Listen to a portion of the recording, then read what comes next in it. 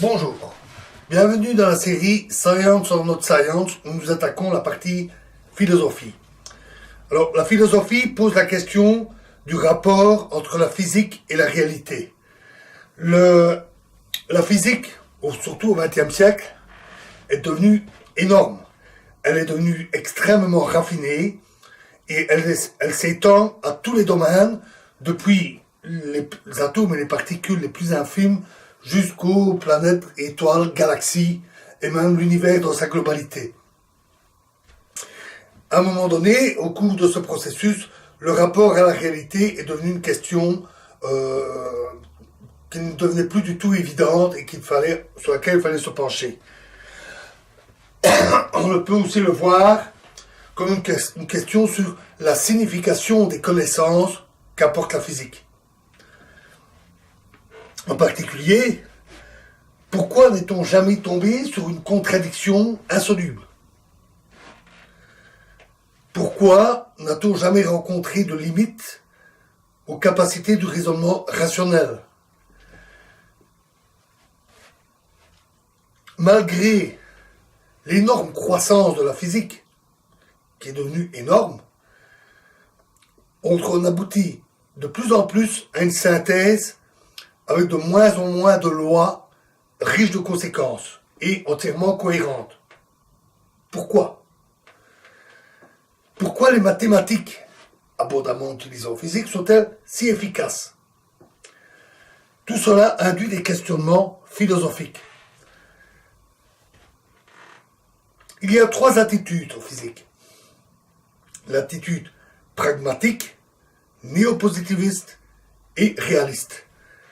Alors, pour beaucoup de physiciens, ils ne se posent pas de questions philosophiques importantes et leur attitude, leur façon de voir les choses est parfois plus floue et recouvre parfois plusieurs de ces conceptions. L'attitude pragmatique revient à dire que la science, c'est l'ensemble des recettes qui marchent et qui réussissent toujours. Ça revient à rejeter le problème. C'est les recettes et puis c'est tout. C'est l'attitude qui est d'ailleurs majoritaire chez les physiciens. Surtout que énormément de physiciens ne s'occupent pas de questions comme on en rencontre beaucoup dans la vulgarisation, les trous noirs, les mondes parallèles ou les particules élémentaires. Beaucoup s'occupent de physique beaucoup plus proche du quotidien, comme la science des matériaux et des choses de ce genre, très importantes, et qui ne posent pas autant de difficultés en matière de rapport avec la réalité. Cette attitude pragmatique vient surtout du XIXe siècle. À ce moment-là, la science avait aussi atteint un degré de raffinement important et elle était essentiellement mécaniste.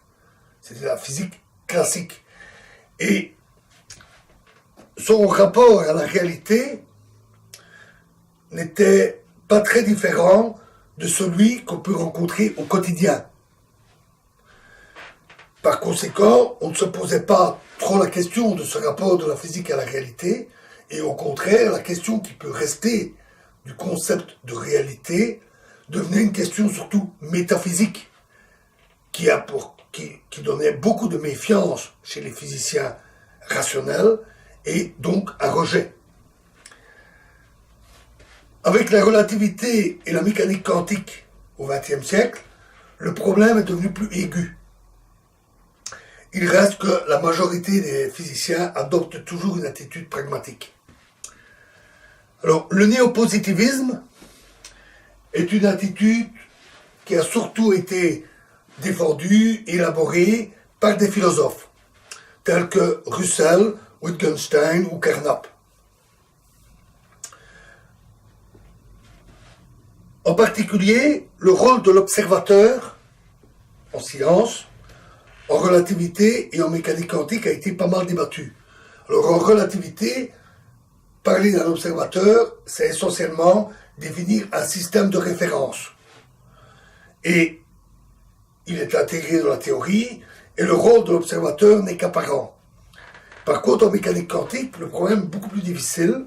La mécanique quantique est probabiliste et le résultat probabiliste est observé lors des mesures. Et donc l'observateur pose un problème, puisque c'est lui qui effectue ces mesures. Qu'en est-il des situations où il acquiert ou pas la connaissance venant d'éventuelles mesures? Donc le problème est complexe en mécanique quantique, et cela a entraîné des discussions tout au long du XXe siècle et encore maintenant, et même des tas d'expériences de pensée parfois bien étranges et des paradoxes, comme le célèbre paradoxe EPR, Einstein, Podolsky, Rosen. Mais quand on regarde dans la mécanique quantique elle-même, la science, la théorie, ce problème est en réalité beaucoup moins crucial, surtout si on a une attitude pragmatique. La question, la difficulté est surtout posée en termes philosophiques. Les néopositivistes gardent une attitude réservée sur la réalité. Tout savoir est obtenu à travers l'expérience, et c'est la seule chose sur laquelle on peut se baser. Donc ils refusent de faire des hypothèses sur une réalité auquel ils n'auraient pas accès. À l'inverse, il y a l'attitude des réalistes. Alors le réalisme n'a pas beaucoup été défendu par des philosophes, quelques-uns. Il a surtout été le cheval de bataille d'Einstein et d'autres physiciens qui peuvent avoir aussi adopté des points de vue moins radicaux que Einstein, ou des points de vue assez différents. Le réalisme pose le postulat de l'existence objective d'un univers obéissant à des lois.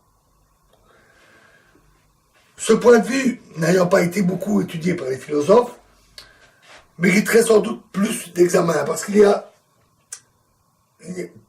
n'a pas beaucoup été approfondi, et certaines questions restent posées. Par exemple, si cette réalité objective existe avec ses lois, pourquoi un être pensant comme nous peut-il obtenir un accord entre ce qu'il obtient par l'expérience et le raisonnement par rapport aux lois de cette réalité? Il y a forcément un lien, et ça ne reste pas très... Le problème n'est pas très clair. Il reste, comme résultat à la fin, c'est le principe d'objectivité. Alors, ça on peut dire que c'est le substrat commun à tous ces modes de pensée. Le principe d'objectivité dit que il existe une certaine réalité, c'est par laquelle on ne s'en préoccupe pas, mais il en existe une certaine, et elle est accessible à travers l'expérience, le raisonnement, et commune à tout le monde. Donc, les résultats qui peuvent être obtenus par l'expérience ou le raisonnement deviennent une vérité commune. C'est le principe d'objectivité. Il faut bien avouer que sans le principe d'objectivité, on ne fait pas de science. Si on estime que tout n'est qu'illusion, que rien n'est sûr, quoi qu'on fasse, ou si on estime que chacun a sa propre réalité, il n'y a plus de science possible. Comment peut-on avoir une base commune si tout n'est qu'illusion, ou si tout ce qu'on peut faire ne correspond pas du tout à ce qu'un autre pourrait faire? Il n'y a plus rien, plus aucun contact. Donc, on voit mal comment éviter le principe d'objectivité. Mais il est vrai aussi qu'il n'est pas réfutable. On ne peut pas imaginer une expérience qui permettrait de réfuter le principe d'objectivité. Par essence, il est non réfutable. Donc, en fait, il est simplement admis, non pas parce qu'il est scientifique, mais il est admis pour pouvoir faire de la science. Une fois admis, il n'y a plus de problème, la science est admise comme système qui marche très bien, comme le suggèrent beaucoup les pragmatiques.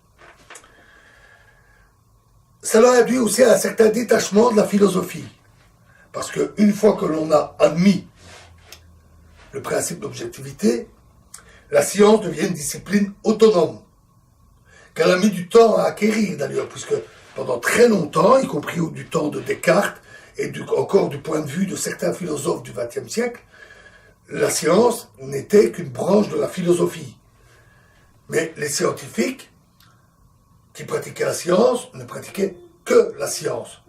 Et on l'a vu au XIXe siècle, avec cette méfiance et ce rejet de certaines questions métaphysiques, et le fait que le réalisme est plus l'apanage des physiciens ou le pragmatisme, que des philosophes. Avec des exceptions. Bohr, un grand physicien, était néopositiviste. Donc la science est devenue autonome et s'est détachée de la philosophie, à tel point qu'il y a même parfois rejet. Par exemple, Weinberg a affirmé que la philosophie n'a jamais rien apporté à la science. Donc, les scientifiques sont des scientifiques et les philosophes sont des philosophes. Les deux domaines se recouvrent beaucoup moins que par le passé, bien qu'il y ait encore des ponts. On peut comprendre aussi le rejet face au fait que la philosophie peut se pratiquer plus facilement, avec des guillemets, que la physique. Pourquoi ? Parce que la physique ne peut réellement se pratiquer que sur base de l'expérience ou de données expérimentales. Ça nécessite des connaissances, ça nécessite d'avoir accès à des laboratoires ou tout au moins à leur publication. Tandis que la philosophie peut se faire entièrement par le raisonnement. Donc, le profane, le curieux, le passionné peut très facilement faire de la philosophie, qui est en fait de la mauvaise, ce qu'on appelle la philosophie de comptoir. Et quand on discute dans des forums sur Internet ou à travers des blogs, on se rend compte que la grande majorité des discussions philosophiques sont de très mauvaise qualité. C'est de la philosophie de comptoir. Vous ne croiserez pas souvent quelqu'un de l'envergure d'un Kant, d'un Popper ou d'un Wittgenstein sur Internet. Alors qu'on peut discuter, parfois avec des curieux bien sûr, des profanes ou parfois des gens très fantaisistes aussi en physique, mais on y rencontre aussi de nombreux scientifiques. Ils sont aussi plus nombreux que les philosophes, les vrais philosophes. Et donc, quand on est confronté à ces discours un peu farfelus, on a tendance à dire « s'il vous plaît, pas de philosophie ». Et le fait que la science est devenue autonome l'autorise. C'est peut-être un peu dommage, parce que, j'en ai parlé ici, certaines questions restent posées, des questions importantes, existentielles, pas nécessairement utiles ou obligatoires en science, mais c'est quand même des questions dont on aimerait bien avoir des réponses ou des propositions. Donc il y a encore du travail en philosophie pour bien comprendre ses implications dans la science et les rapports de la science avec la réalité. Mais c'est fort peu pratiqué. On en trouve quand même beaucoup, surtout dans le domaine de la mécanique quantique. Dans le petit nombre de physiciens qui étudient les fondements de la mécanique quantique et qui testent ces postulats, c'est là aussi qu'on rencontre le plus de questions philosophiques. On a vu que la mécanique quantique posait des questions aiguës, particulières. Et donc, dans ce domaine-là, on voit encore du questionnement philosophique, avec des questionnements sur la notion de libre arbitre, par exemple, ou sur la notion de réalisme. Mais ce n'est plus la matière principale. Toutefois, il était important, au moins ici, pour cet exposé, de présenter ces aspects et d'arriver au principe d'objectivité. Dans la prochaine vidéo, nous continuerons encore un peu sur la philosophie avant d'attaquer les modes de raisonnement. Je vous remercie.